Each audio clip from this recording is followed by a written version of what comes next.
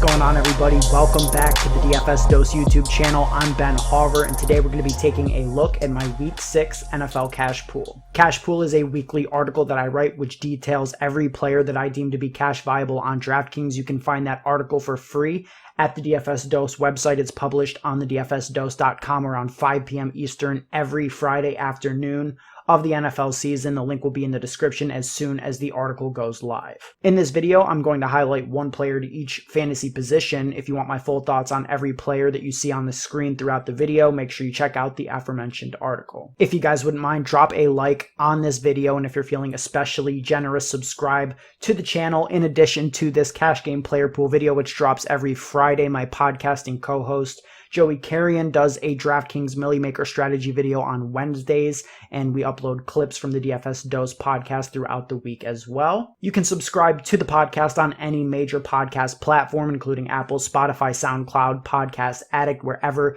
you listen to podcasts. We are there, and we drop 2 new episodes every week, one on Thursdays detailing our thoughts on the upcoming slate, and then one on Mondays, which recaps the action from the previous Sunday. Now that I've gotten all of the plugs out of the way, let's dive right into the cash pool. Starting off with the quarterback position, I think there are a lot of different ways that you can go in cash games this week, and it's not because there are a ton of guys in smash spots or just a bunch of great plays, but to me it's because the majority of the quarterback options this week are just boring. No Dallas, Dak Prescott's out for the year, Mahomes isn't on the main slate, Russell Wilson's not on the main slate, Josh Allen's not on the main slate, Lamar Jackson is overpriced for how much lower his 2020 floor is compared to what his 2019 floor was. And for the most part, I think we're just going to be stuck in this awkward range of pocket passer types in the mid-range on DraftKings. These guys that have no hope of really adding much rushing production to their fantasy lines. You know, guys like Kirk Cousins and Tannehill, I think, are interesting plays in the mid-range. Both the Titans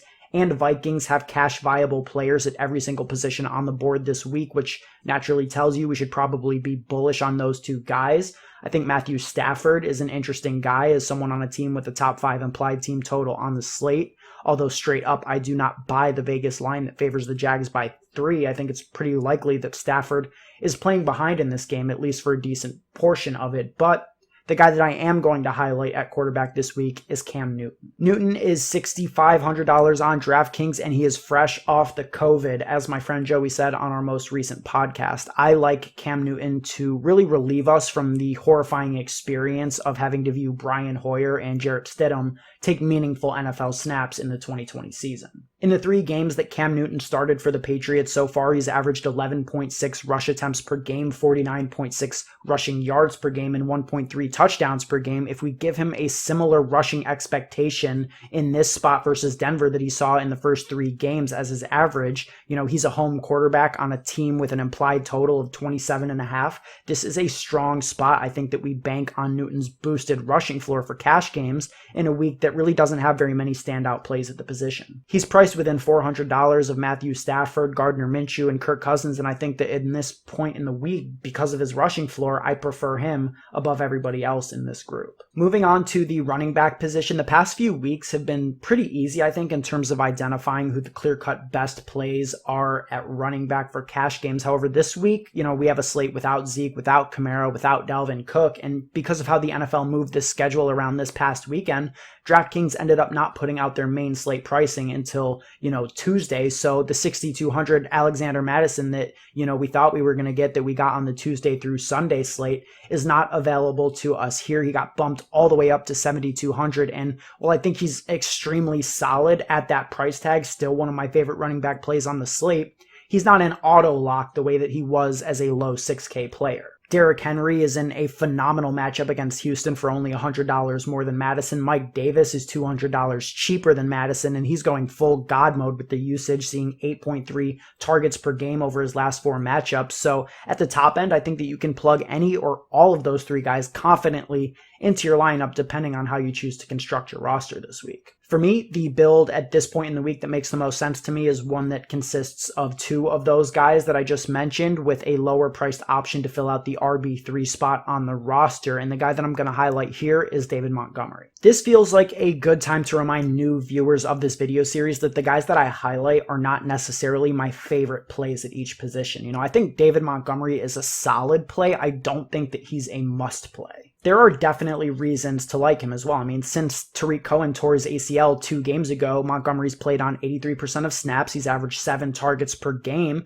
And, one of the reasons that I was so high on Tariq Cohen this offseason for best ball especially is partly because I always sort of expected Nick Foles to take over for Trubisky and more likely to, for that change to happen sooner rather than later. So, you look back at Foles during his brief stint as the starting quarterback for Jacksonville in 2019, Leonard Fournette saw the most receiving looks out of the backfield that he saw in all of that 2019 season. So Foles has a propensity to dump off to his backs, and right now DeMont is getting 3 down usage. The Panthers' defense against opposing running backs is just god-awful. They're allowing a league-leading 31.72 fantasy points per game to the position, and they've allowed the most receptions to running back in the NFL through the first 5 games of the season with a total of 43. Priced below 6K, I think that this might be the best spot that Montgomery sees in 2020. But even with all that said, if you zoom out a little bit, he is a road underdog running back on a team with a 22-point implied team total and a highly suspect level of NFL talent. I am recording this video on Thursday evening, and there are rumors that Le'Veon Bell could sign with Miami. Now, I think that would throw a wrench into Myles Gaskin as a play, and it took Jordan Howard being a surprise healthy scratch last week for Gaskin to score his first touchdown of 2020, but if Bell goes somewhere other than Miami and Howard gets scratched again this week, I think Gaskin is arguably a better cash play than Montgomery. So keep that in mind. Stay glued to the news and check out my full cash pool article when it comes out. It'll be updated, all the way up until lock on Sunday to account for any of the necessary news that we need to have a full, clear picture of this slate. All right, wide receiver. This week we continue the trend of prioritizing the mid-range despite having an elite top tier this week. With Devontae Adams back healthy, Calvin Ridley likely to play in another Julio-less week in Atlanta, the high-end wide receivers are enticing plays this week. Adam Thielen at 7,300 seems like one of the best pure plays on the slate. 28 targets over the last 3 weeks, 6 touchdowns in 5 games, and no Dalvin Cook to contend with in the red zone. The high-priced wide receivers are looking great. That being said, the mid-range is absolutely loaded as well, and as it has been frequently throughout 2020. Kenny Golladay priced at only 6,200. Jamison Crowder priced at 6,100 and averaging 10 targets per game, producing no less than 100 yards receiving in any of the 3 games that he's played, and second amongst wide receivers in fantasy points per game in 2020. These guys are high floor options with legit wide receiver 1 ceilings available, all for well under 6,500 on DraftKings. That being said, I haven't even mentioned, my favorite play on this slate point blank, AJ Brown at 5,600. I mean, I know that salaries dropped before Tuesday night's Bills-Titans game on DraftKings, but I mean, DK, what are we doing with this price? This man, AJ Brown, is a stone cold cash lock. Mispriced is putting it lightly. After missing several weeks due to a knee injury, Brown returned to see 88% of snaps against the Bills and command a dominant 32% market share of his team's targets. He abused a Bills secondary in a week without Tre'Davious White. I mean, Buffalo really could have used him in that spot. And while he only finished with, a solid, not slate-breaking line, 7 for 82 and 1, he still could have had a truly monster game if the Titans didn't take their foot off the gas and just allow the Bills to collapse in on themselves in that Tuesday night game. Brown is a true alpha wide receiver, and he absolutely flamed the Texans in the 2 2019 matchups he had against them in his rookie year. Went for over 100 yards in both games, scored a touchdown in both games. All in all, averaged 26.9 DraftKings points per game against Houston in those 2 2019 matches.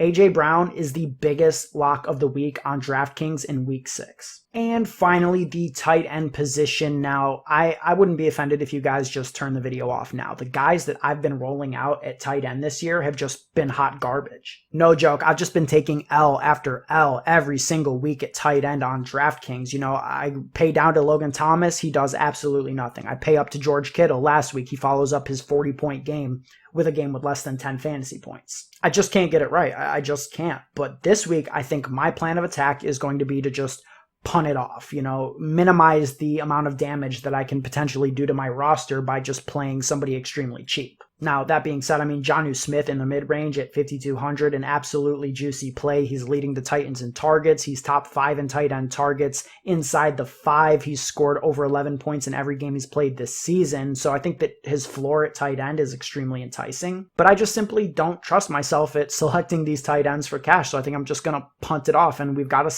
couple of solid options this week in that category. Trey Burton at 3,100 and Irv Smith Jr. at the Stoneman price 2,500, I think, are both pretty interesting. I've been flip-flopping between the two, but I think that right now Burton would be my preference. He's seen an 18.3% target share in Indy over the past 2 weeks after returning from injury, and he's pretty much completely overtaken Jack Doyle and Mo Alley-Cox as the primary receiving threat at tight end for the Colts. Mo Alley-Cox has also missed consecutive practices on Wednesday and Thursday. If he were to sit, I think Burton would easily top the 50% of snaps for the first time this year and would be just an extremely solid play. Irv Smith at the min price, also well worth consideration. You know, the Vikings have the highest implied team total on the slate, so plugging in Irv Smith allows you to do a lot, but it just feels like chasing points after he had his first decent game of 2020 last week, catching 4 out of his 5 targets for 64 yards. I mean, he's consistently been on the field for over 60% of snaps all year for Minnesota, you know, running routes. He just hasn't gotten the targets. So do we really think he's going to get the targets this week? I'm not sure, but you know, the $2,500 price tag kind of mitigates that risk. It's just, if you make that play, you have to be willing for, you know, to experience the Adam Troutman type outcomes that can come with playing those $2,500 guys. I think, you know, getting a nice donut in your lineup is well within the range if you go with these guys. But that's going to be it for the Week 6 Cash Pool preview. Thank you guys for watching. I do appreciate it. If you wouldn't mind, like I said at the top of the video, like this video and subscribe to the channel, as well as the DFS Dose podcast, available on all platforms. The full Cash Pool article will be out Friday around 5 p.m. Eastern. The link will be in the description as soon as it goes live. So I would encourage you guys to check that out, and remember that it, you know, updates throughout the week. So all the way up until noon on Sunday, I'll be pushing out updates, getting it ready, you know, as we learn more and more information. Thank you guys for watching. I do appreciate it. And we will be back next week to talk about the Week 7 NFL DFS Cash Pool.